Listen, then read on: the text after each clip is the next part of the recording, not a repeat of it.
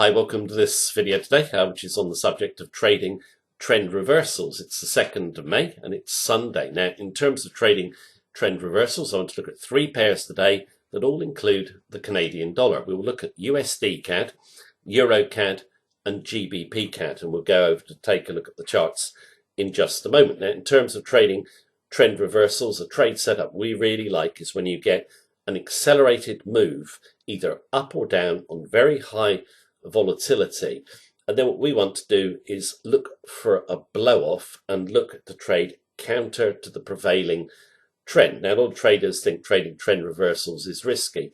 Our view is if you time your entry correctly and use good money management, these trade setups will always offer you really good risk to reward, high reward against low risk. Now, in terms of the trade setups, obviously I like all three of them, so let's go and take a look at the charts. But just before we do so, I need to stress, as per usual, it's my view as of right now. It can obviously change in line with the market action.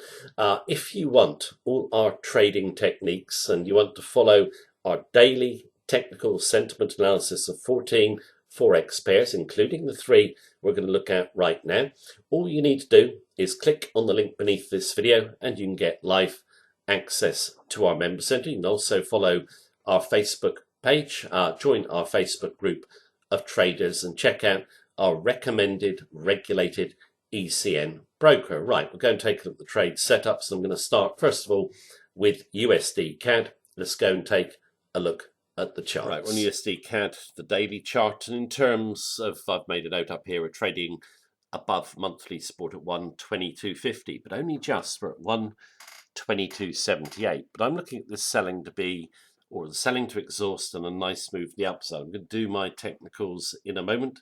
Just go through these general rules I've written up. There's 4 simple rules, okay?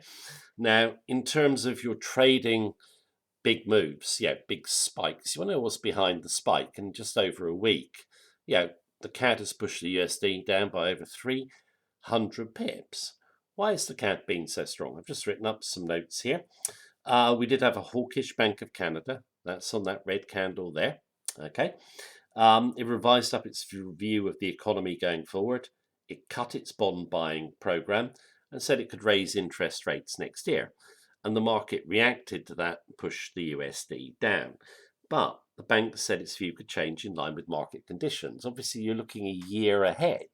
A lot of things are going to change. I don't see how anyone can look a year ahead in the markets, but central banks do. I think if we look at the big picture of what's going on in the Canadian economy, I've just got this quote here from the Canadian Imperial Bank of Commerce, and I really like their insight on the Canadian dollar. They put with the third wave, that's obviously of COVID, forcing fresh shutdowns across Canada, the economic performance gap to the US is set to be magnified in the coming months, as the US is miles ahead of Canada in terms of fiscal stimulus, vaccinations and reopenings. That's true, you can see it in the data. That will translate into a later closing of economic slack in Canada, even with an acceleration in growth over the summer months as consumer spending surges upon reopenings. If you look at the big picture, the US economy is doing better, but you do have a dovish Federal Reserve. They do not want to raise interest rates. And we had their meeting last week, which gave the CAD the opportunity to push the dollar down a bit more. They said they're in no hurry to raise interest rates. They believe that inflationary pressure will fade. I'll cover this in my weekly forecast tomorrow. What's important is bond yields in the US. Bond yields are firm. They're pretty firm. If bond yields rise, the USD will rise from here. Okay. Now, in terms of bond yields, they point to higher borrowing costs. Okay, I'll go through this in my weekly forecast if you're unfamiliar with bonds. So we think the market isn't going to believe the Fed and the inflationary pressure will fade. But it was a dovish Fed. That's in the price now. Speculators have sold. And we can see that on the COT net traders positions, which is our favorite sentiment tool. Speculators sold heavily and commercial hedgers bought last week. And the data only goes to Tuesday. So basically Friday, Thursday, Wednesday, Tuesday. So here, okay?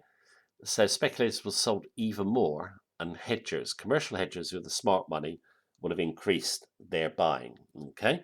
Now, in terms of CFD traders positions, if you're unfamiliar with them, you can just go and look up our videos on how to use them. Okay, but they're a great sentiment tool, totally free, come from the CFTC. Okay, so we're looking for an exhaustion of selling and to go long of the USD. Now, in terms of general rules of trading, exaggerated moves up or down, all we want to see is high volatility moves, obviously, and moves outside of outer Bollinger Bands. Now, Bollinger Bands, you can see them on the chart, two orange bands, so the outer bands. They're two standard deviations from the mean, which is a 20-day moving average, and they, when they widen out, indicate high volatility. You can see they're wide there.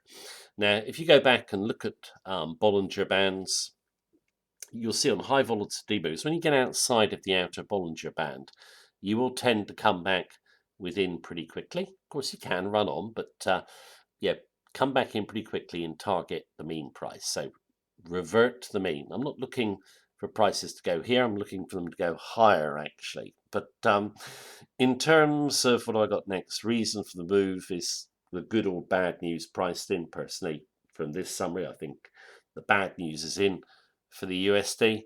Speculative positioning. We know speculators are heavily short. We want to see price, velocity, and volume. And it is an aggressive sell-off. The last two candles, not too much volatility. We made a new low on Friday.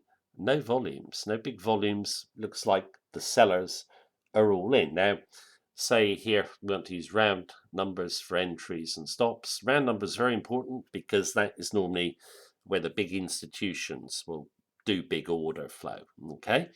Now, in terms of the technicals, pretty simple. Just going to do that. Just indicating the low there. And basically you settled at the previous close. Where would you go long if you wish to do so? You want to go long, in my view, here. Okay, so there's your round number, which is 123. You want to get through that round number. I think 123.30, give it 30 pips. Clearance, there's normally a big battle between buy and sell orders around round numbers. If we get above 123.30, we should go to the upside. Where could we go? Well, you've got the mean price here, round number, which I think we should get to.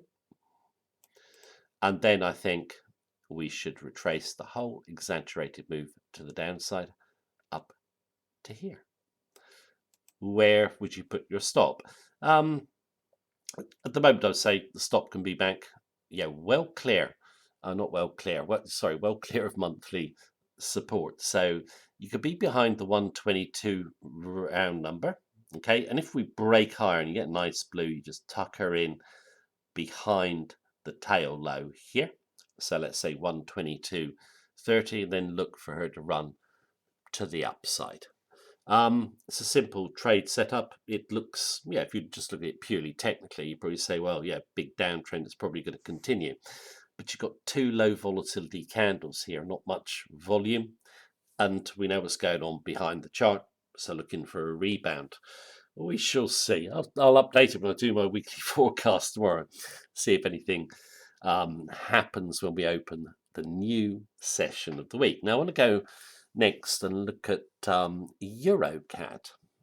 Right, we're on the Euro CAD daily chart. I just made a note in relation to both the Euro and the GBP against the CAD. What we had on Friday was the USD was firm, both the Euro and GBP, but it wasn't on the CAD, was it? It was red, and that's given a big candle to the downside in both the Euro and the GBP, which spikes us outside of the outer Bollinger Band. Now, in terms of this trade setup, your support level is there. Okay, so daily chart lows. If we were to run onto the downside, okay, go through the level, we would just look to buy back above the level with a stop behind the next round number down, which is 146. Okay, now what happens if we don't run to the downside? We're outside the Bollinger Band. What if we come back within it? Well, the level of resistance is at the round number 148. So you could go 148.30, stop behind this level. I'd go just back behind the 147 level, let's say 147 60. If you get nice blue, you can bring your stop up. You obviously got to manage the trade as it goes, but this I think is going to blow off. Either we will go through there and come straight back, or just basically reverse up through the 148 level. Where could we go to? Well, there's resistance at 150, which is roughly in line with the mid-Bollinger Band at the mean price. But I think we could run a little bit higher. I think we could go up there. So basically to the two bodies just below the 152 level. So I really like the look of this trade from a risk to reward point of view. All right, let's have a look at the last chart, which is going to be, sorry, what is it? It's GBP CAD, sorry, which is a very similar setup. Let's go and take a look at the chart. All right, GBP CAD, and this is the biggest fall in terms of the three pairs that we're looking at today, and a big spike down on Friday outside of the outer Bollinger Band. How do we want to play this one? You probably guessed already. There is the round number 170. Just get back above it through the outer Bollinger Band, say 170.30. What about stop placement?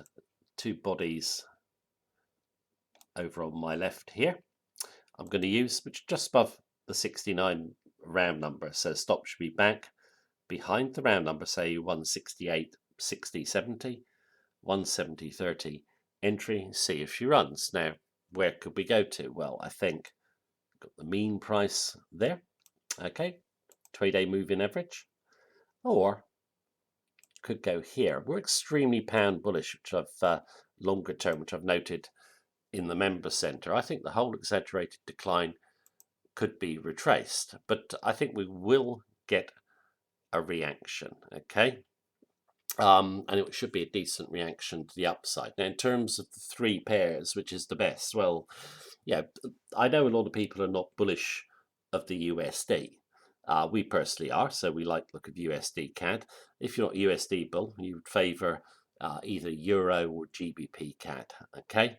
I just like the look of all three. I like these big moves outside of outer Bollinger Bands, because if you look back historically, if you've got the bands really wide, a big exaggerated move, you normally get decent retracement or even a really good retracement. And you normally get a result pretty quickly in these types of trades, right or wrong.